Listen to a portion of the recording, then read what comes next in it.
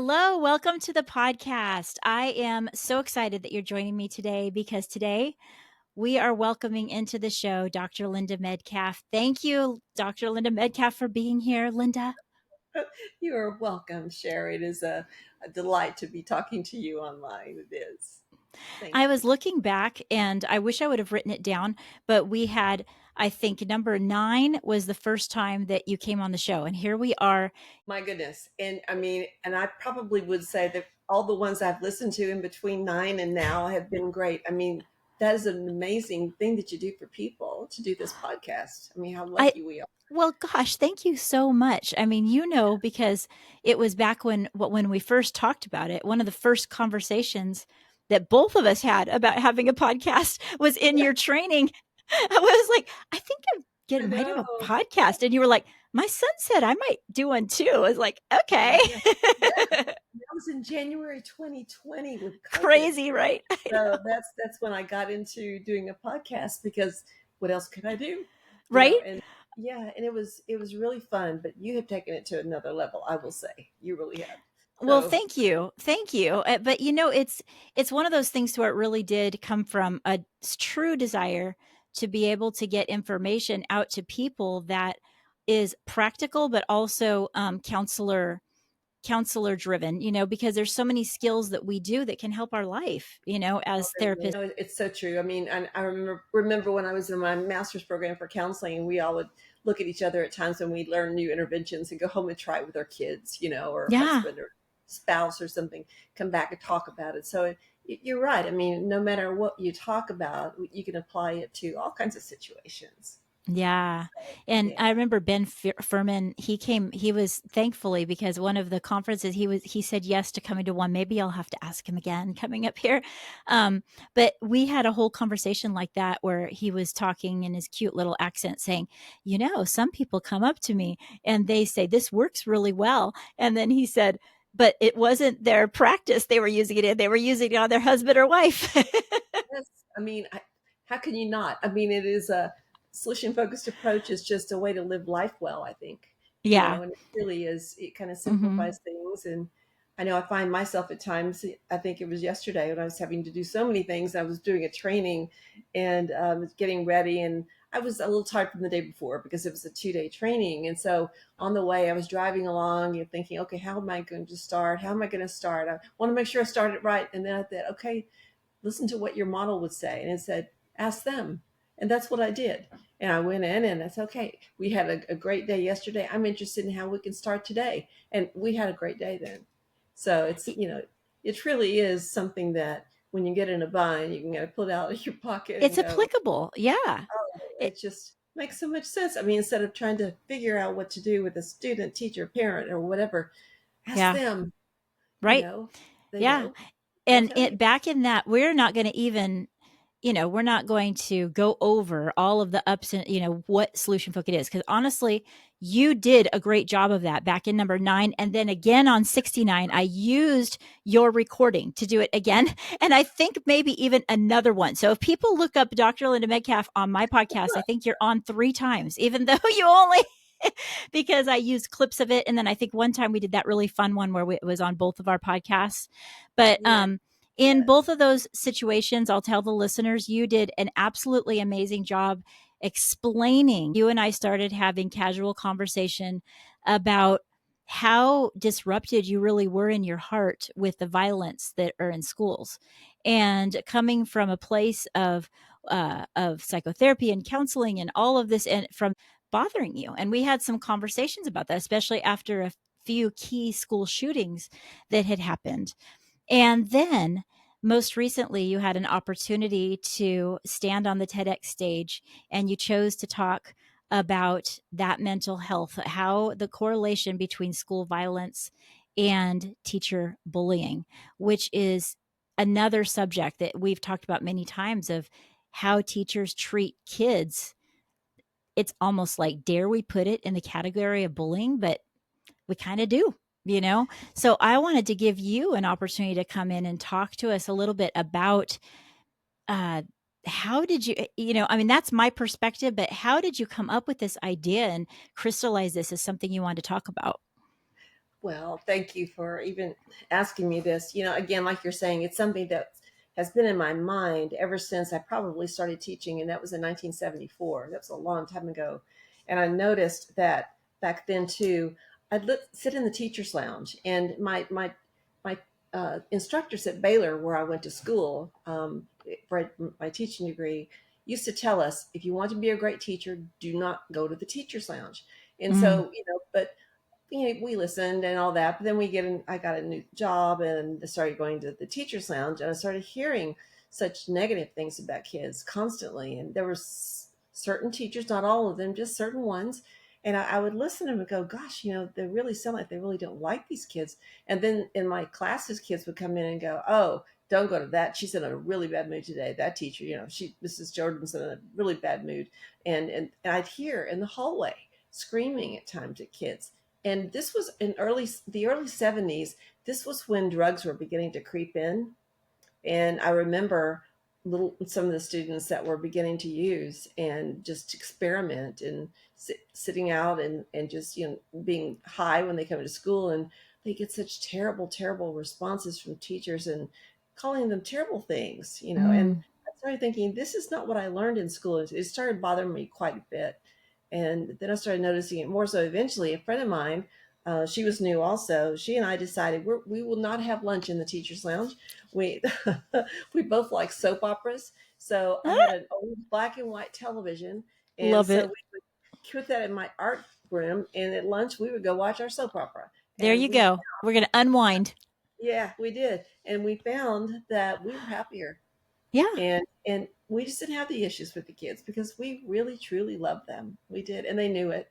They Mm-hmm. knew it. I mean, my art class was chaotic with over 40 kids in the class, Mm. but they knew I loved them. And, even though they would do silly things, they never got, yelled at by me. It was all about, let's get together and let's have fun in here, but we got to clean up things afterwards. Yeah. Well, So, if you need to get firm once you've developed a relationship, that's oh yeah, different. that's it. They Mhm. understand where you're coming from at that point. They're like, yeah, fair. We do need to kind of settle down, you know. Yeah, they do. And they understood. One thing I learned in my ed classes that has always served me well, and I still use it now, and even when I'm teaching college, is to make sure you circulate. You circulate in the classroom, you're going to have less issues rather than sitting up Mm-hmm. front, which a lot of people do. So, but Yeah. but over the years, after that, and moving on into when I got my doctorate, I went back into the schools and really started noticing. It was a really, like I mentioned in the TED talk, a really restless time, and Mm. I would hear such awful things. And I remember one morning early, it's like school started at 7 o'clock, and walked through the hallway, and it was a Monday, and a teacher, I could still see her, was just screaming at this freshman kid. And he was just staring at the floor and starting to cry, and she kept on. And I walked Wow. by thinking, oh gosh, I'm not going to eavesdrop too much. Mm-hmm. But I went to the office, came back, she was still going at it. And I started thinking, Wow. gosh, what a way to start a week. And so, but I noticed it more and more, and I found myself putting out fires that teachers had created. And one time, when I was mentioning that to my school counseling uh, trainees that I was teaching, they said, yeah, I asked them, how many things do you usually have to deal with as a result of what a teacher says to a student? And all these hands go up. And I Wow. think this is Yeah. so sad. And it's sad for the teachers more Yeah. than anything. It's sad for the students, but for the teachers, for me to think that's all they know is heartbreaking. And when you Well, look back, you know that's a yeah. really, Well, if you really think about it, because you know that their intention is not to cause harm. There's not a teacher that goes into this profession that no, expects in any way to end up being part of the problem. You know, that's it's and that's why people don't talk about it. And that's why in some cultures the parents refuse to believe that the teacher could be the problem, which causes a whole different problem for the child because they're stuck between being treated unfairly and parents that believe they're being unfair, and they're between a rock and a hard place. yeah, And the truth is that it's okay for us to shed light when we've gone a little bit astray, but it's a tricky road to walk because it's like, no, we're not against teachers in any way, shape, or form, right? No, and I feel badly for them because I still see, in my practice, I don't see a lot of people right now, but I would see the students, and they can be extremely challenging. I mean, I still go into schools because I love going into schools to supervise my interns, and but the kids are very challenging. Sure they are, but I Yeah. think the ones that are the most challenging, I still say, are the ones that need you the most. And what they I think a lot of the kids who are challenging probably come from really hard, difficult home lives where they're not given attention. They might be called names Hmm. at home. They go to school, they're feeling badly about themselves because of home. Walk in the door at school and they're angry already. And then here Hmm. comes an adult, a well-meaning adult who just wants them to stay in line or go down another hallway, and they're going to lash out, and then the adult lashes out. So Yeah.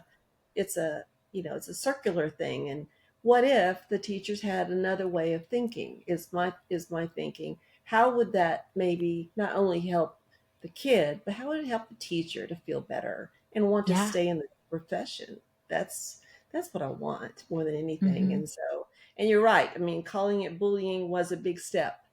But you know what, like you're saying, when I started talking about that and practicing the TEDx talk, people got it right away. Hmm. They came and told me stories.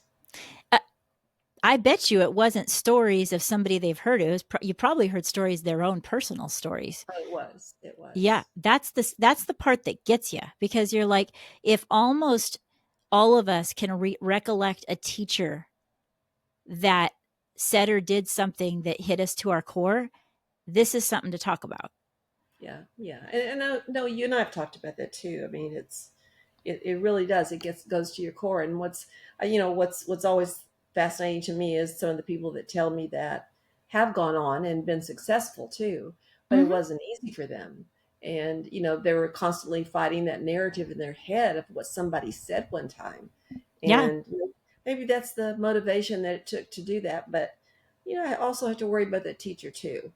How yeah, did he or she manage having said things like that? And of course, the kids. It's always today I worry about the kids, who are talked to so negatively, going off and coming back and really showing people how much it hurt with right, right. violence. It's a it's a you can go in so many different avenues to really discuss this. But one thing that I love, and really, if any of you guys have not, you need to go and watch the TEDx talk. Um, Pause this and watch it and come back, or watch it right after. So but you're going to love it, because I told you this right afterwards, and I feel it's true, that I think every new teacher should listen to it, because you bring up this point with such compassion and such understanding, to the fact that we need a skill to be able to be Yeah. in the moment and treat kids in a way that we always in our heart want to treat them, you know? Yes. And before you get into talking to us about that and just how you really put this, how you conceptualize putting this skill in action to change everything, I want to say that you touched on the fact that kids are different and they are challenging. But I feel like the solution focused approach is was ahead of its time years back in the 80s, when it began to pick up steam, and then slowly it started being introduced. Will this work in schools? I honestly now more and more believe that it was ahead of its time, because Yeah. now today the kids need this approach more than ever, because Absolutely. they are entitled, they are watching their YouTube, and they do think that I should have a voice, and they are sometimes ignored in a different type of way than we were, and they're on their own thinking about the way that they need to act in the way, but they still have the same desire to have someone care about them. Absolutely. And honestly, with the last time I listened to your TEDx, I was like, this is a brand new skill.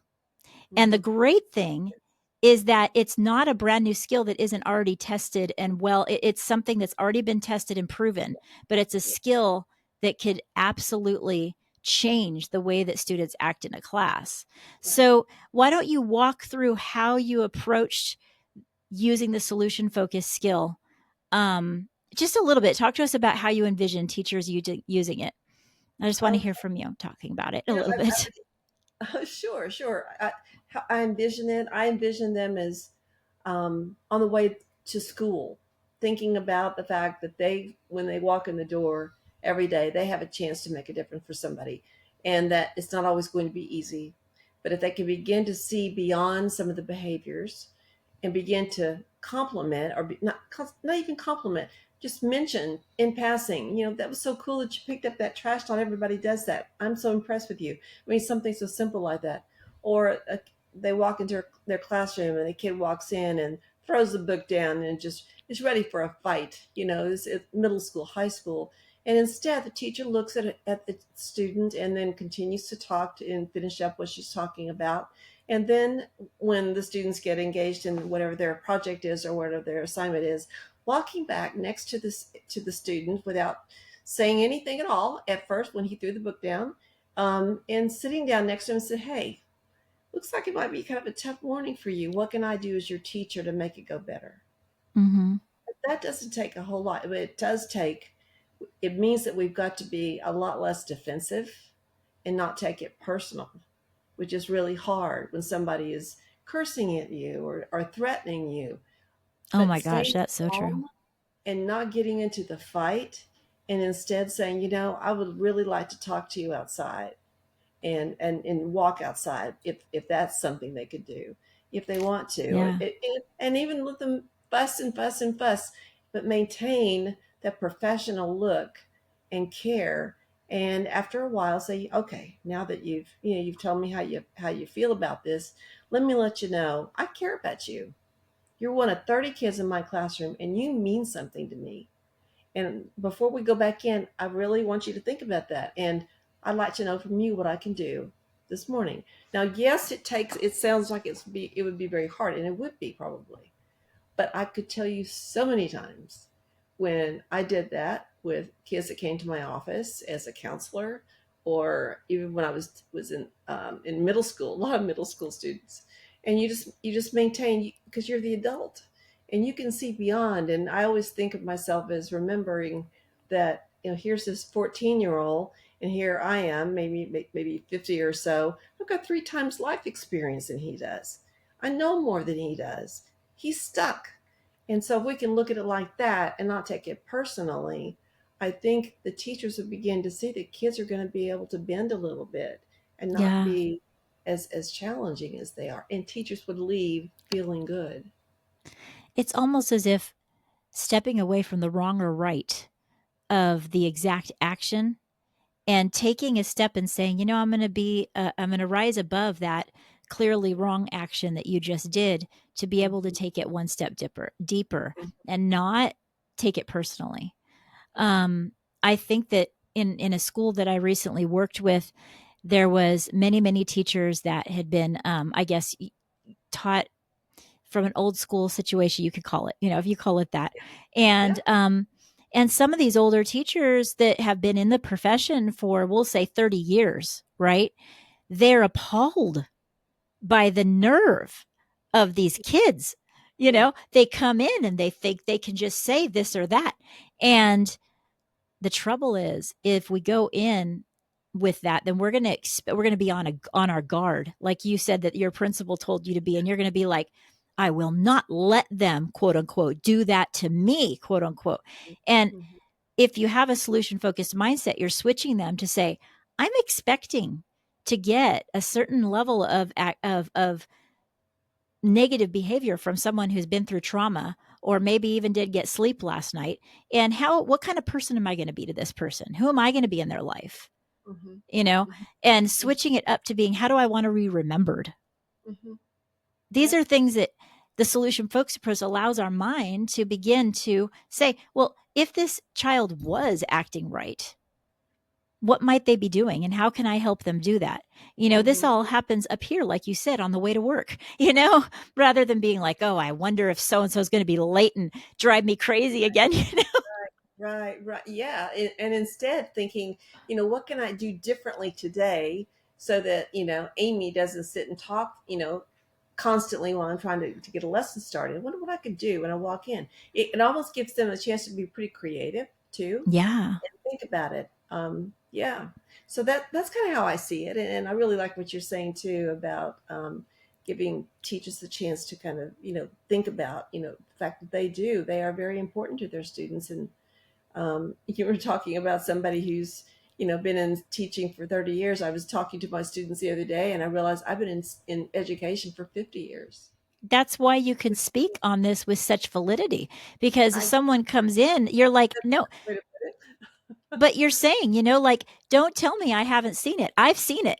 I've seen I it from the teaching perspective. I've seen it from this. I've seen generations, and it still rings true Yeah. that we can approach it differently. And we can approach, and it might be like we talked about a little earlier, it might be we need to approach a relationship that we have differently, or our children differently, or our boss differently. It really can be that we say, I am going to see how I can lead with wanting to be a help, and rather than getting mine, getting what I expect and what I deserve kind of thing. Yeah. Yeah, Yeah. humility, right? Oh, it is. It is. And, it's, and you probably have seen this too as a school counselor when kids come in so upset with their teacher, so upset.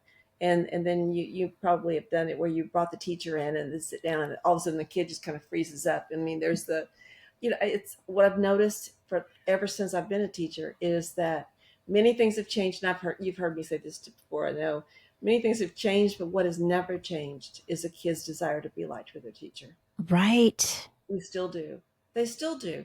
And you can imagine then how disappointing it is when they walk in and do something. They're having a bad morning, not knowing how to, quote, regulate.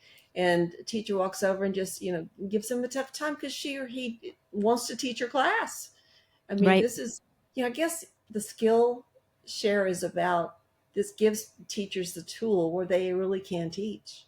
It Yeah. really does. At the Yeah. end of the day, that's what I want for them too. So, Right. Right. So, um, so we're talking about a mindset, right? Yeah.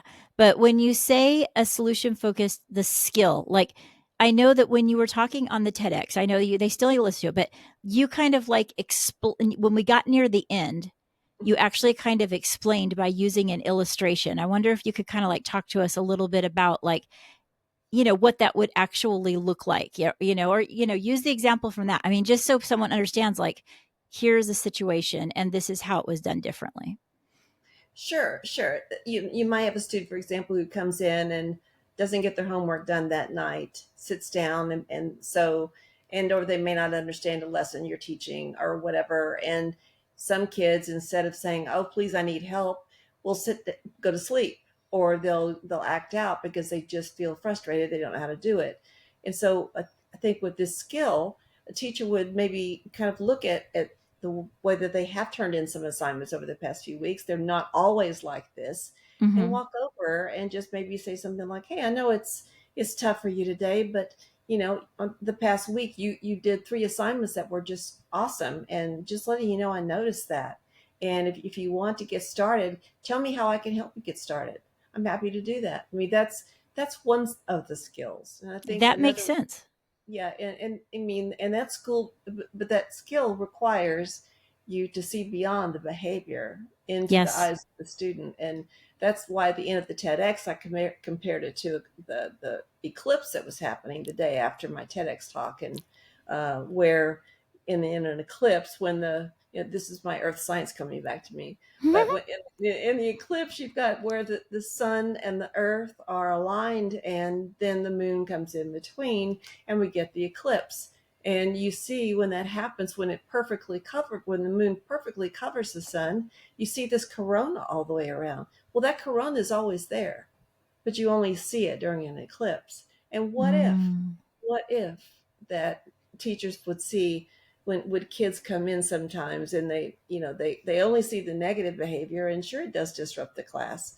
But what if when that happens they start thinking, okay, I'm gonna give myself a little bit of time and start thinking about times when I have seen him almost try in class, or almost maybe I've seen him walk his little brother to the classroom, and he does that really well, looking for some kind of exception. And that's what exception is, but some kind of competency. And just think that if they've got that, how can I tap into that? And how can I even mention to them I noticed? yeah. So sometimes it takes so little So little. I mean, if you've got a kid, for example, in a class that constantly gives you trouble in your classroom, and you're walking down the hall and you see them walking down the hall and they're laughing and having fun, or they're doing something nice for somebody, and you stop them and say, it is so amazing to see what a good friend you are to her. I mean, you are always smiling at her, and you guys always seem to have a great conversation. I'm just wanted to let you know that I noticed. Yeah. That simple thing stays with them, Gosh, and I think they're that, gonna, they're going to look at you differently when you walk into class next time. right. And also, as adults in general, Yeah. um, it allows us to walk around in our life and be like, can I find exceptions rather than looking for the next problem? Uh-huh. And I believe, honestly, that if teachers were trained in that type of way, and if we approached our life in that type of way, that Hmm. we would be able to be automatically be in the right frame of mind to make a difference in the Yes. world, because we wouldn't be focusing on the problem. We'd be saying, yeah, that problem exists, but that one time it didn't exist. How did that happen? You know? Yeah. Yeah, and like in the teaching meeting, I mean, I love going to meetings like I'm going to share, where everyone is in there typically to talk about the problem of a student, and that's fine. They can discuss it, but then that they get very stuck because they get into a conversation and it's all about, what's wrong with this kid, and the discourse gets created, and they walk back when they see him next time or her next time, and that discourse comes out in spades when they don't do something well, instead of looking and asking, okay, this is the problem. Who in here has a little bit of success with a student? There's always someone. There's always Mm-hmm. someone. If a kid has gotten pushed on from grade to grade, they've done something okay to get there a little bit. Finding that out, and looking at that is what TED Yeah, and says. highlighting it instead of just brushing it under the rug, highlighting that moment, right? That kind of gave you the passion to talk about this on the TED stage. I mean, that's a big stage to jump on and talk about this, right? Yes, and I want to thank you, because if it weren't for your suggesting that I try that, I never would have done it. And so everyone just know that Cher is that amazing friend of mine who's thought a lot about what I did and helped me to make that happen. So yeah, it was quite amazing, wonderful experience. It really was Yeah. overwhelming experience, to where people don't realize how hard you work to do an 18-minute talk. Well, what people don't realize is the fact that you have to memorize the whole thing and it has to be approved. Like the memorizing factor, when I really explain to people, they don't get it until I'm like, you try it. Try memorizing word for word what you're going to say and have it, be coherent and say a quick message that has a actual be. And it's not as easy as people think at all. It's not easy at all. And so, yeah, yeah. And I kept thinking, over the 5 or 6 months that I had to prepare for this, oh, I don't have to memorize this. I'll be fine. I just, no, you can't, because you've got a timer in front of you and it's Yeah. there to where And you have to, also the ability to be concise. yes, And, that makes it sense. really, we both talked about afterwards how it challenged us to communicate in a way we've never been challenging. You're talking to two people who speak in front of people. It's not like we haven't. I don't think I will ever teach the same. And I mean, it has changed the way I teach. TED people are just they're so full of integrity and dignity. And I just think so much of the organization. They really know what they're doing. It's a reason why it's the biggest stage in the world and it's It known for is, that. Is there's a great. reason. It's the whole package, right? It Yeah. really is all wrapped up. Yeah. And some amazing people. And so, yeah, that was quite an experience to go stand on that red circle. Yeah. Yeah. And one of the key points that you talked about, um that's really compelling. Really, really compelling research. How and Yes. you interwove it just perfectly into the talk. Like just like, you know what? No one's talking about it, but they should. But you know who was talking about it and writing about it, you know? Yes. Um Yes. that Yes. was crazy. How did you even come up with that, or how did that come about to add in there? I happened to start just looking like anybody else would, yeah, because I know You with have the to do TED, research. Yeah. you have to back it up. If I'm going to say something, and like this, I want to make sure I'm not the only person thinking Mhm. this. And when I came across Alan McAvoy's articles, he had several articles, and I started showing it to you, and I showed it to my assistant who helps me a lot with my Solution Focused Schools Unlimited. He said, Mm-hmm. "Oh my gosh," This and is crazy. I, Yeah. so I called him, Alan McAvoy, and he answered the phone at where he No. yeah, and where he works, and he was so nice. And I said, I just want to tell you how much I love the article that you wrote, and I'm doing a TED talk, and I'd like to just get your permission to mention it. And I really didn't have to do that, but No. I wanted to talk to him, and he was so nice. And he said, "Wow," he said, "Well, thank you." He said, I've been trying to do a TED talk for a long time. I never Mm, can seem to make the cut." I said, "Well, I will mention your name." And so when it was all over, I did send him the link to the TED yeah. talk. I've not heard back from him, but um, But the yeah, thing is that, they ask for research and they say the first best thing is to, talk to them personally. And that was super easy for me. I just said, "Hey, hi, hey, Linda, I'm going to talk about you on my talk." But you went out on a limb to be like, "I'm calling this guy," and he answered. oh That yeah, is firsthand it from the was great. person who wrote the article. Yeah. Yeah, and he was just as passionate as it sounded in his talk, Wow. and then the government acknowledgement office, that was amazing to find that. There were Hmm. so many. I went through so many research articles trying to see, has anybody connected the fact that many of the kids who went back to a school, it was either, I think half of the kids went back, had been a student at that school and left, or had been When we're expelled. talking about school shootings and We're talking such. about the shooters, and Yeah. so again, there was nothing out there specifically that linked school shooting to harsh words said by an educator. And so, but over the years, with when you mentioned that I'm very passionate about this subject. Every single time there's a school shooting, I will just sit and just stare Hmm. about, oh my gosh, what we've got to begin to do something about this. And on several occasions, I would hear that this is a student that had gone to school at that school. And on one, Sandy Hook was one, that student had an altercation with staff the day before. Yeah. And I have to wonder, what if that staff had not had an altercation? What if that staff said, "Look, hey, why don't we come in and talk? Hmm. You were a student here, and we want to work this out with you." What When if if? that we won't know, but when if that conversation was similar to the one that you had overheard way back a long time ago? I've Yeah, overheard those same type of talks. When, I've heard them through the walls when they don't realize how thin the walls are, and the teachers are exactly. saying, and the teacher's like, "Oh, they brought me to it." But it kind of like it makes us want to rise to the occasion of saying we can do better. We They can. can do better. They can do better. But I think it also comes down to, we've got to teach them how to do it. And Hmm. in teacher prep programs, they're not getting this. No. They're still Well, doing I'm this. sure that you never once thought, that school shooting, I think maybe they should have more security. No, we were like, Right. that No, wasn't what you were concerned about. That's not what brought you no, to tears. no, nope. That's not what brought me to tears. No, my first thought was, I wonder what they said. Yeah, I I wonder what wonder they said. where that child's mind was and what triggered them. And Yeah. heaven forbid, was it something that an educator said, right? Yeah, it's Yeah. just Yeah. And not that the educators saying it made that student do no, no, that. no, no, no, no. But what happens, I think, too often is when they hear such negativity at school, they go, and then they're often, and actually in Dr. McAvoy's articles, he would talk about this. When kids see other kids bullied by teachers, those kids who are bullied by teachers have a hard time making friends. Hmm. For some, they either gets pushed back into their shell, or kids make fun of them, and so they don't make friendships like other Right. kids do, and that's Well, I've influenced by counseled bullying. kids. It's true Yeah, because they don't want to be associated because they're like, if the teacher doesn't like them, exactly. I'm not going to like Yeah, them either. yeah, Or, or the kid that is sitting there listening to their friend be yelled at is traumatized.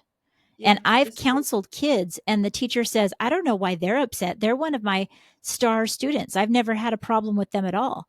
And I talk to them, and they're like, "I can't stand the way that she talks to my friend." Right, right, right. It's affecting all of those individuals, It right? does. It does. It really does. And so it's, so that became, again, finding ways to give teachers this information is so Yes. important.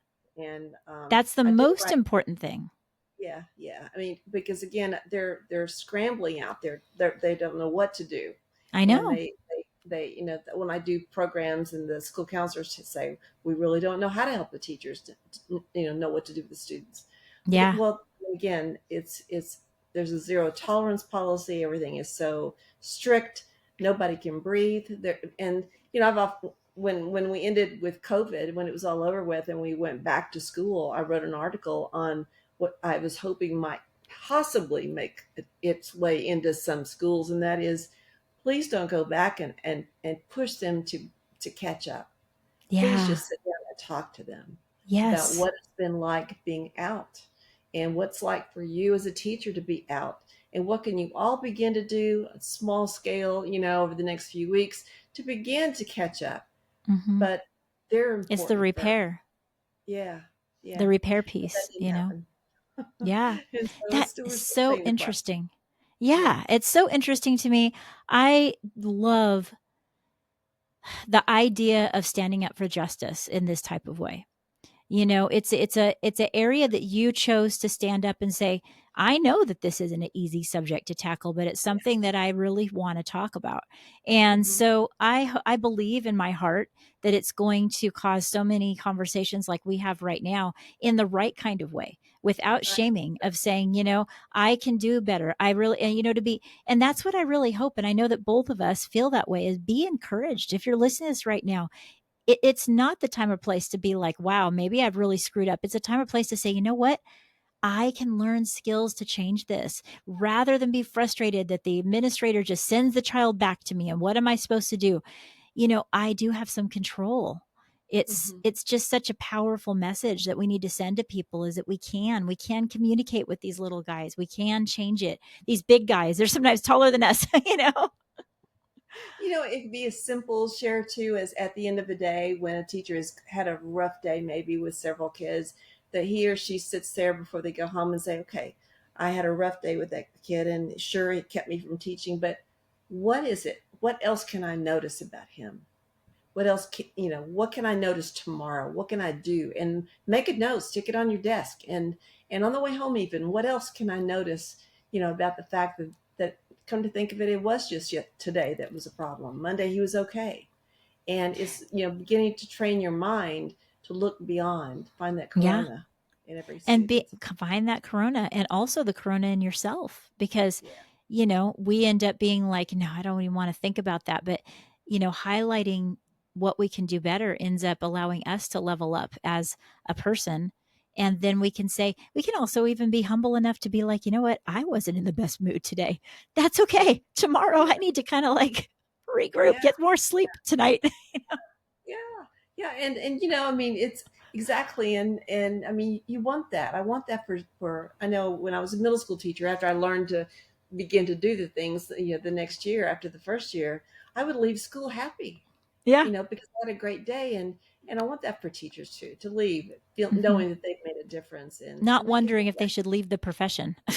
oh yeah, because you can't. I mean, you can't fight fire with fire. You've got to find a way to use water, We and need so let's people use, that want to be teachers to be teachers, yeah. you know, Yeah, and yeah, we and love our teachers. we really do. I mean, and you know, in every school, you will find the teachers who have the great class management. You'll find the teachers who the kids just flock to, you know. And when I teach school counselors, I ask them, said, you know, who are the miracle workers in your school? Who are the teachers you never hear from? What are they doing?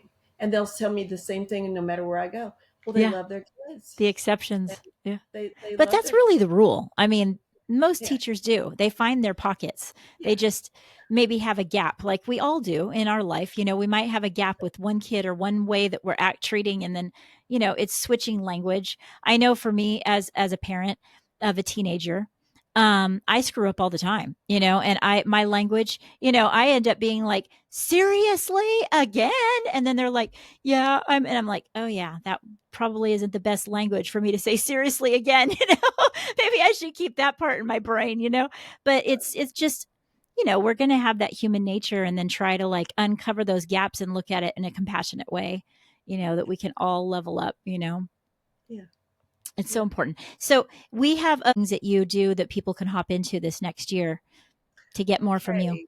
Oh goodness, goodness! Since 2020 in March, I started doing something called SF Connection, Solution Focused Connection for school counselors when we were all struggling to make it through COVID, and it turned out that people liked it so much. Now I do it every other week. So this we're going into our fourth year, I think. Yeah, fourth. And so every other week we meet at 12 noon Central Time, and we have a topic. And I do a very short presentation. We have discussions. Sometimes we do an activity. We talk about And you have the cases. archives up on your website, right? Yeah, Sometimes I just pop oh in and yeah. choose. I choose a Me too. topic. I do. If I'm there and I'm stressed, school counseling, it's not a joke. It actually is a very stressful job. And if I'm like, oh, I need to focus, I'll jump on your website and pick one of those topics and just play it for a little while. Oh wow, good. I'm glad you're doing that. It happens, yes. There are lots of free things on the website. I mean, it is great when and the conference is something every year that I do charge for, and that helps pay for a lot of the things that I do. It's still But super reasonable. yeah, yeah, yeah. There's so much information there. There's a lot of information. I mean, in 16, you're getting 16 hours of CEs that you get a certificate for all of that. But yeah, I mean, the SF connection is something I love doing. I mean, I love doing it. People coming in again from all over the world and talk, and it doesn't matter where you go. Kids are the same, issues are the same thing. Yeah. And then on Mondays, starting in the fall too, I do something that I've been doing the past few years called Monday Ideas, which is just a very Yes. short little snippet to read on Monday morning. And you sometimes it's something you can share with your teachers, and they're going to think you're so great because you're sending them something out, that they can think about during the week, Yeah. and That they or you get that emailed straight to their email, right? Yeah. straight. Yeah, we have to go and sign up for it though. Well, of So if you go to course. my yeah, if you go to my website, you'll see a place to click on where to sign up for Monday Ideas. That's what it's called, or SF Yeah. Connection. And so yeah, Honestly, I mean, with all the different emails out there, we have to be so careful. I love my email community. I love them so much. And I feel like I just want to pour out. And I can say that I'm careful about the ones, but yours is one that you bring so much value.